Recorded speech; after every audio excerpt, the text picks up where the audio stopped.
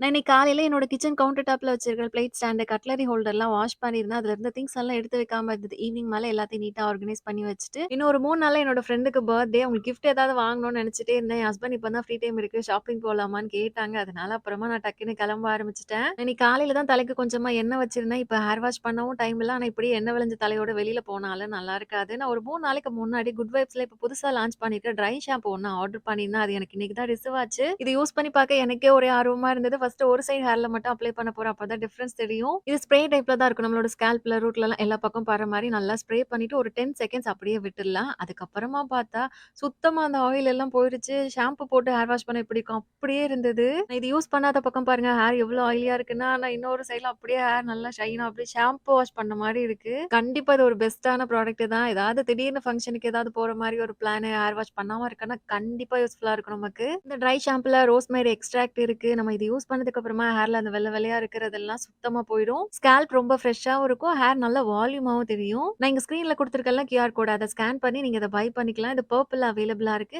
நான் அப்புறமா கடகடன்னு ட்ரெஸ் சேஞ்ச் பண்ணிட்டு சூப்பரா ரெடி ஆயிட்டேன். நான் உங்களுக்கு வாட்ச் இல்லன்னா ஹேண்ட் பேக் 2ல ஏதாவது ஒண்ணு தான் பிரசன்ட் பண்ணலான்னு பிளான் பண்ணேன். வாட்ச் எதுவும் புடிக்கல. ஆனா ஹேண்ட் பேக்ஸ்ல கலெக்ஷன் நெறைய இருந்தது. அங்க இருக்கிற மொத்த பேக்கையும் சுத்தி பார்த்துட்டு ஃபைனலா இந்த ஒரு பேக் புடிச்சிருந்தது. இது அவங்களுக்கு கரெக்ட்டா இருக்கும்னு அதவே பேக் பண்ணி வாங்கிட்டு, அப்படியே நைட் டின்னரும் வெளியில சாப்பிட்டுட்டு வந்துட்டோம். அன்னைக்கு டே ரொம்ப சூப்பரா போச்சு. நாளைக்கு இன்னொரு விளாக்ல பார்க்கலாம். பாய்.